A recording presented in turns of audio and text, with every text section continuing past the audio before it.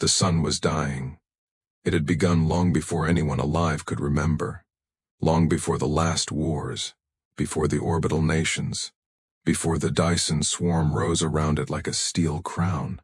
For centuries, its surface dimmed, its warmth faltered, and its light took on a deep, sorrowful red that never truly faded from the sky. People on Earth no longer woke to dawn, they woke to twilight, a permanent bruised glow that stretched across oceans and cities built beneath cold glass domes. Humanity didn't give up. They adapted, as they always had. And in the vastness of space, they did something no other species had dared. They built a grave for a star. Commander Lira Vance stood at the viewport of the ISS Vanguard, her reflection framed by the half-completed Dyson Swarm. Billions of mirrors and collectors shimmered in ordered orbits, each one capturing a fraction of the sun's dying light, and channeling it into massive energy rings around Mercury. It was beautiful, in a grim sort of way, like a spiderweb spun across a fading flame. Her ship drifted along one of the outer rings, its hull reflecting the pale glow.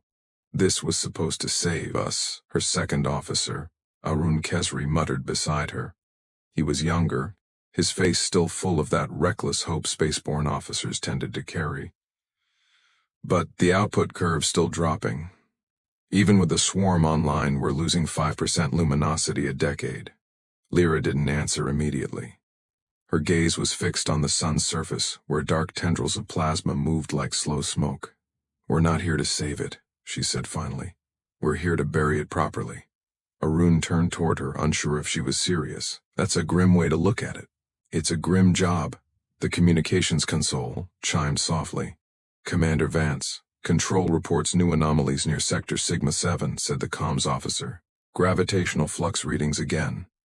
Lira frowned. That's the third one this month. We patched the swarm's alignment there last week.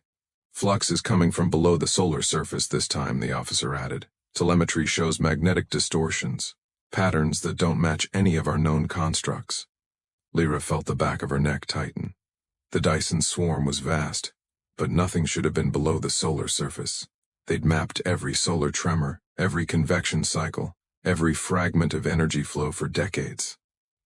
Nothing like this existed in the models. Send a drone in, she ordered. Full radiation shielding, plasma anchor tethered to the outer ring. Aye, Commander. The drone's descent took 12 minutes.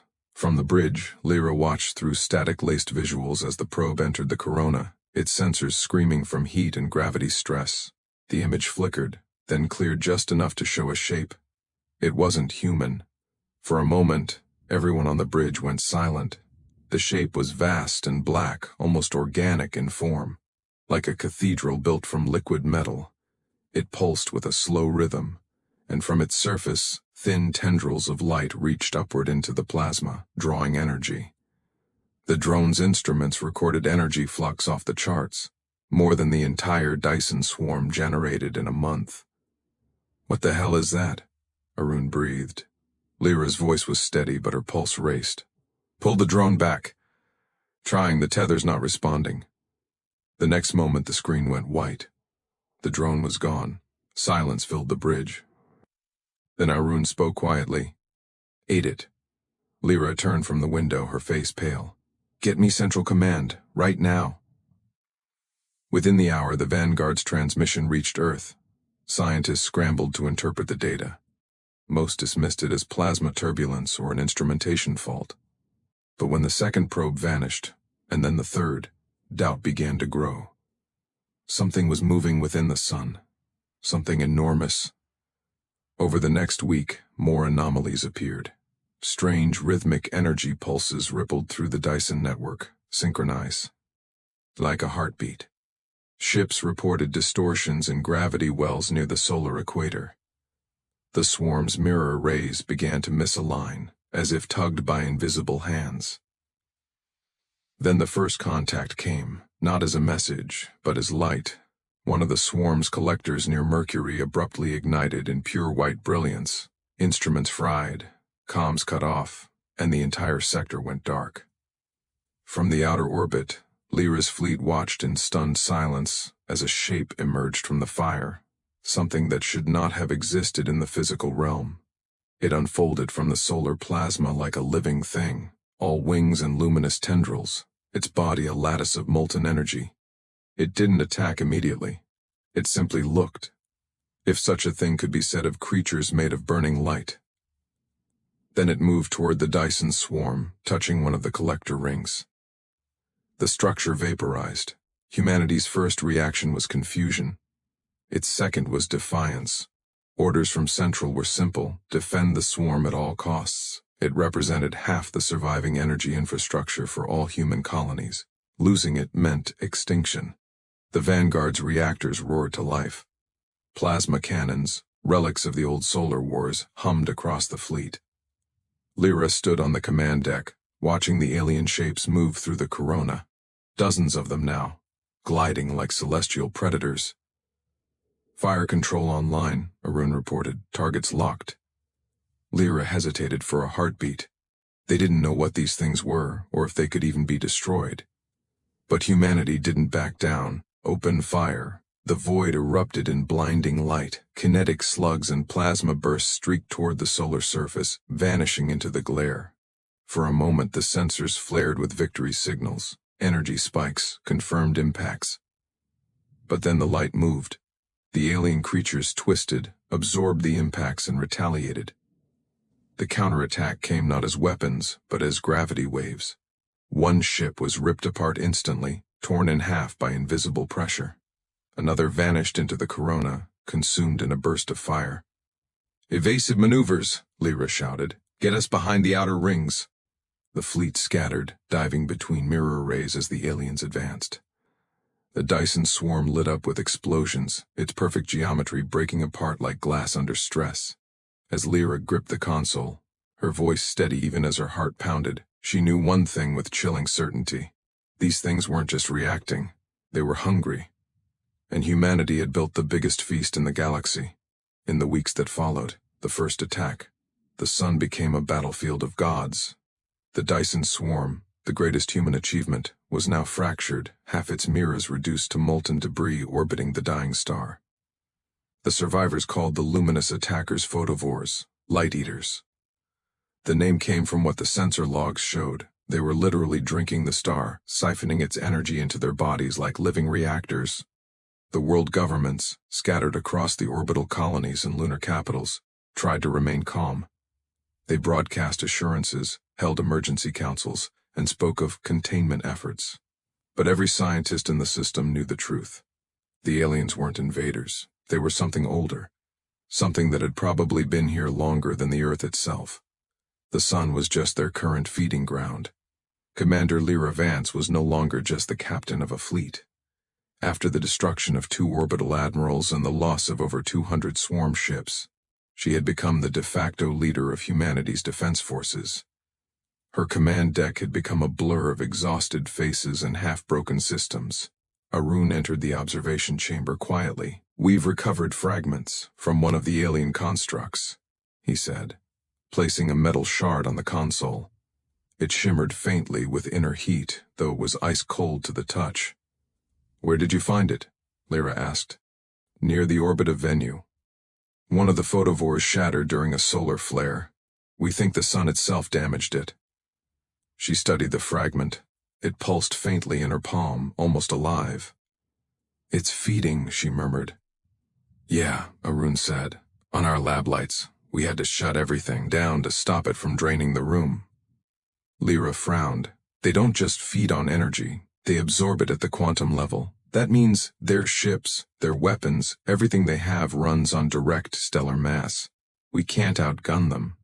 So how do we fight them?" She placed the shard back on the console and looked out toward the broken horizon of the sun.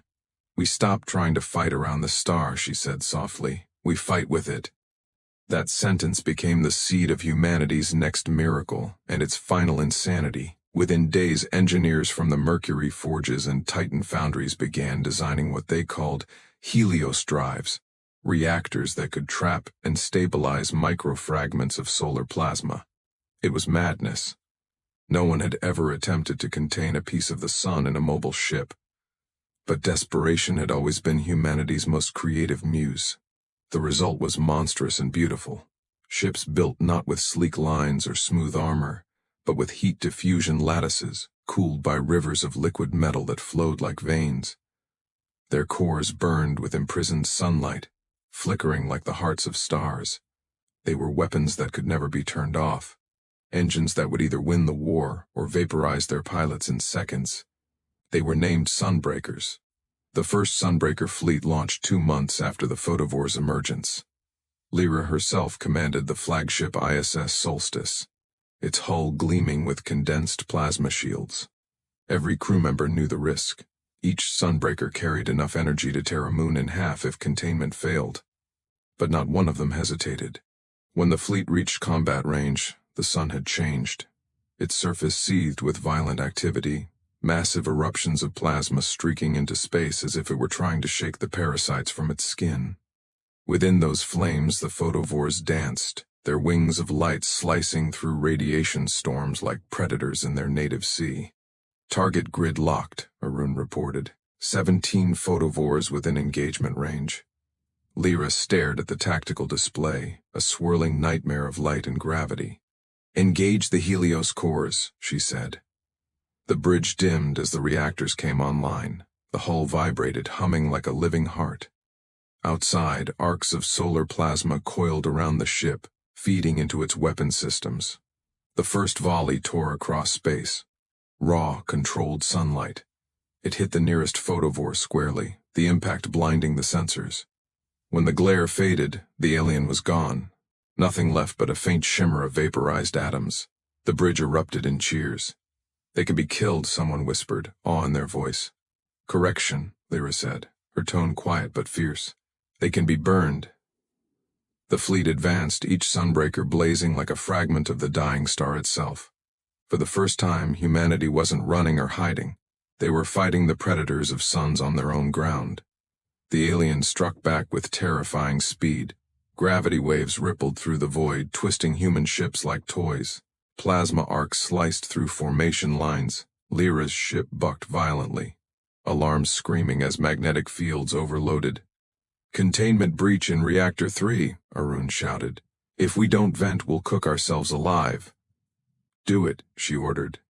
The venting system opened, spewing a column of solar fire into the void. The blast struck a Photovore dead center. The creature screamed, if the twisting flare could be called a scream, and folded in on itself, collapsing into a dark sphere before detonating in a flash brighter than the sun's core. Every display went white. When the light cleared, silence hung over the comms. Then the tactical officer whispered, voice shaking, "Mal. Tipple confirmed kills. They're retreating." Lira gripped the railing, her breath ragged. "Retreating or regrouping?"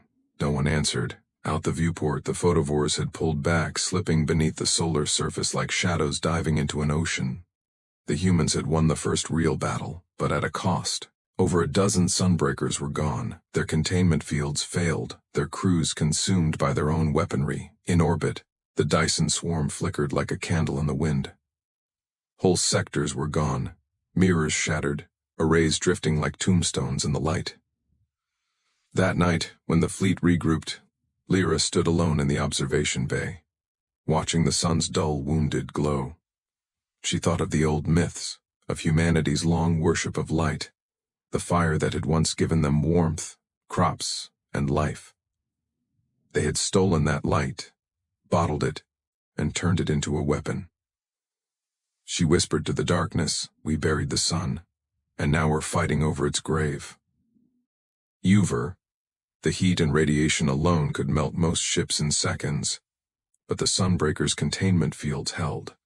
They dove through arcs of plasma and storms of light, deeper than any human vessel had ever gone. Then they saw it, a structure, vast and impossible, suspended just above the sun's surface.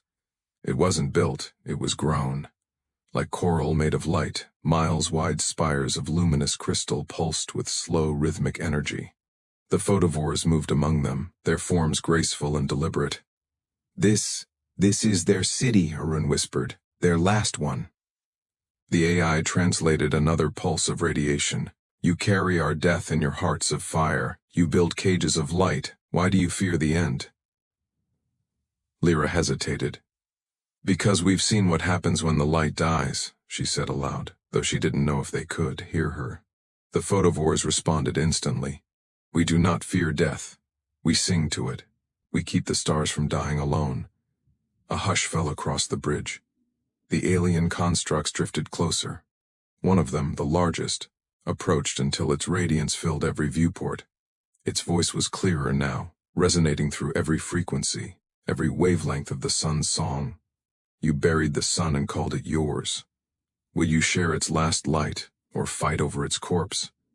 The words hit Lira harder than any weapon. Arun swallowed. They're giving us a choice.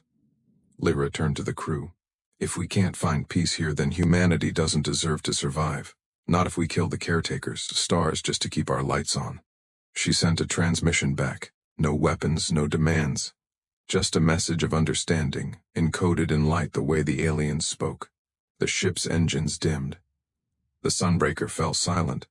For a long, unbearable moment, the Photovores didn't respond.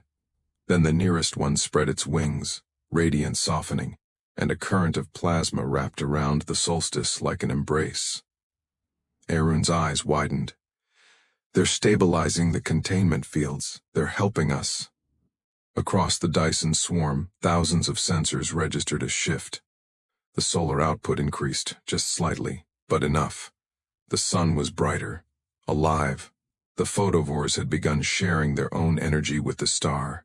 Commander, Arun said, voice trembling. They're keeping the sun burning, with themselves. Lira stared at the glowing horizon, feeling awe and sorrow twist together. They're dying to save us. The light around them shimmered like the dawn of creation.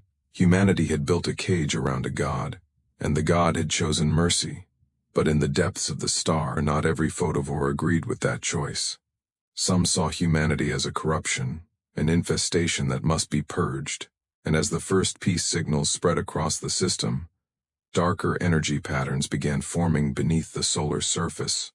The war for the sun wasn't over. It was only changing shape. The alliance between humanity and the Photovores lasted exactly 13 days. For 13 days, the sun burned brighter than it had in centuries. Solar collectors of the Dyson Swarm came back online, feeding light and warmth to the frozen worlds beyond. Earth's skies glowed gold again. And for a moment, it felt like dawn. But the peace was fragile. Beneath the surface of the sun, darker shapes moved, vast writhing shadows twisting through plasma currents. The Photovores, who called themselves Sons of the Core, had refused to share their energy. They saw the alliance as sacrilege, a betrayal of their cosmic purpose.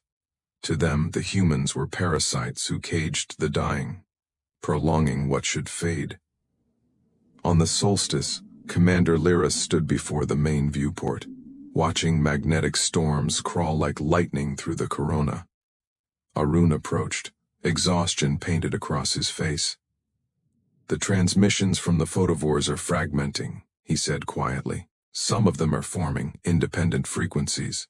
The ones helping us are weakening fast, their energies fading into the sun. Lira didn't. Look away. And the others? They're feeding, Arun said. Drawing deeper into the sun's heart, they're going to trigger collapse. The words hung in the air.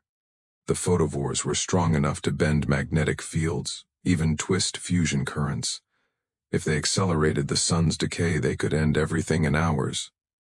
Admiral Kane's voice crackled through the comms. Vance, this alliance of yours is over. Central Command's authorizing the ignition lattice. We're ending this, now. The ignition lattice. Humanity's final card. A web of antimatter compression spheres hidden within the Dyson Swarm, capable of reigniting the sun by force.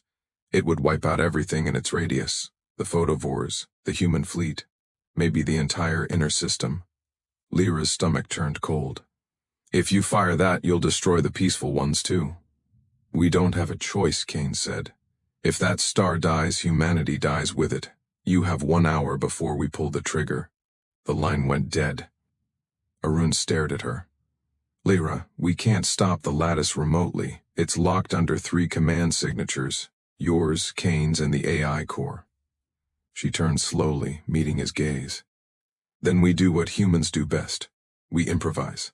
They dived the Solstice into the sun again, deeper than any vessel had ever gone. Shields strained, hull plates screamed. Alarms howled as temperatures climbed beyond the limits of matter. The bridge lights flickered under radiation so dense it shimmered like gold dust. At the heart of the inferno, they found the leader of the peaceful Photovores, the one who had first spoken to them through light. Its form was smaller now, dimmer, its glow flickering like a candle. It spoke through the ship's sensors, each pulse of light weaker than before.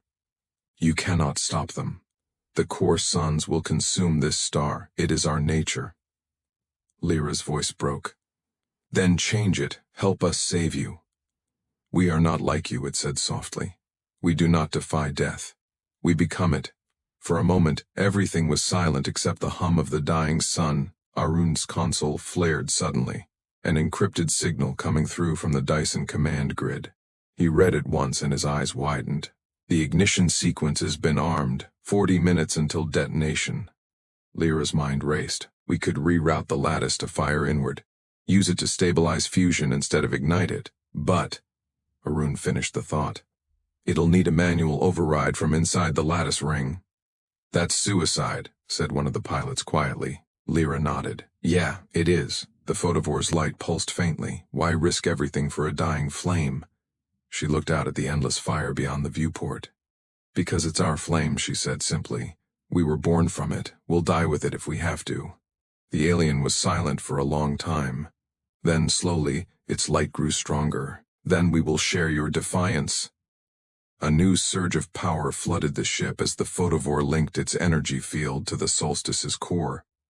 The containment systems stabilized, plasma harmonics aligning in impossible precision. The ship was burning but controlled, half human machine, half living star. Arun, Lyra said, strapping into her chair. Plot a course for the lattice core. You're going to ride the sun, he murmured. Then let's make it proud, she replied. The Solstice accelerated through the solar storm, leaving trails of molten light in its wake. Behind them, fleets of alien and human ships clashed in chaotic brilliance, Dyson mirrors shattering, Photovore wings bursting like supernovas. The sky itself was war. As they neared the ignition grid, Arun glanced at her. If this works, she smiled faintly, then humanity inherits the light. If it doesn't, well, we buried the sun, didn't we? The ship entered the core. The ignition core loomed before them, a colossal lattice of antimatter spheres suspended like jewels in the blackened light of the sun. Each one shimmered with lethal beauty, holding enough energy to reignite physics itself. The Solstice's hull creaked under pressure as radiation alarms screamed. Beyond the cockpit, molten flares arched like the arms of gods, reaching for them with unbearable heat. Arun's hands danced across the controls, his voice shaking. We're inside the lattice. Core access requires biometric override. Lyra nodded, her face illuminated by the pulsing red glow of the control board. Authorization, Commander Lira Vance, Sole Vanguard designation. The ship's AI confirmed. Override accepted. Manual ignition available. The countdown from Central Command echoed faintly through the comms. 40 seconds to automatic detonation. They had minutes, maybe less. Lyra took a breath, steadying her hands. Begin the reroute. Feed the antimatter pulse inward. Target the solar convection layer. If we're lucky, it'll restart fusion instead of tearing the star apart. Arun looked at her, eyes hollow. And if we're unlucky? She smiled faintly. Then we go out shining. The Photovore that had joined him drifted outside the hull, its luminous form trembling. It pulsed weakly, its light dimming to a soft blue hue, the color of surrender. But in that light there was a sense of reverence, almost pride. Through the flickering static, its voice resonated faintly in their minds. Your kind burns brighter than we ever did. You rage against the dark. That is your curse and your gift. Lyra whispered, Thank you. The alien's glow intensified, coiling around the Solstice like an aurora. Its essence bled into the containment fields, merging its life with the ship's systems. The monitors went wild. Fusion feedback, impossible energy readings. plasma channels harmonizing across dimensions. The Photovore was sacrificing itself to stabilize the process. "Commander," Arun said, awestruck. "It's synchronizing with the sun's magnetic field. It's becoming part of it." The AI's voice cut through the chaos. "Warning. Antimatter ignition in 10 seconds. Lira placed her hand on the console. "Manual ignition override engaged." A brilliant sphere of white fire erupted at the heart of the lattice. It was like watching a star being born, pure energy folding space into light. The sun screamed, a soundless roar that shook every molecule in existence. The solstice began to disintegrate. Panels melted, systems blew apart, and radiation seared through every deck. Arun turned toward her, one final time, his voice calm amid the fire. "You did it." She met his eyes, tears turning to steam. "No, we did." Outside, the alien's final light flared, brighter than anything the universe had seen in eons. It streamed into the core, merging with the antimatter pulse. For one impossible moment, the dying sun ignited, roaring back to life in an explosion of creation. The Dyson Swarm shattered under the force, mirrors and habitats disintegrating like snow and fire. Every fleet, human and alien, was bathed in white brilliance. Then came silence. When the light faded, a new star burned in the void, young, golden, and fierce. Its corona shimmered with threads of blue, the last remnants of the Photovores woven into its being. Humanity's new sun, reborn through sacrifice and defiance, pulsed with alien fire and human heart. Centuries later, explorers returning to the system would find drifting debris near the solar equator. A single piece of metal, half melted, engraved with words scorched into the hull. Vanguard, ISS Solstice. And beneath it, a message burned into the alloy, still visible after ages of radiation. "We buried the sun, and called it ours." Historians would debate what it meant, whether it was a confession, a prayer, or a declaration. But poets and dreamers understood. Humanity had not conquered the light, it had earned it through defiance and unity and sacrifice. Every sunrise on every world within reach of the new Sol carried a trace of her legacy. And when the winds of solar fire whispered across the void, they carry her name, a hymn of light, sung by the star itself, Lira Vance, the woman who made the sun remember humanity. And far within the blazing core of Sol Requiem, sensors still sometimes detected faint, rhythmic pulses, the echo of two minds, human and alien, merged forever in light.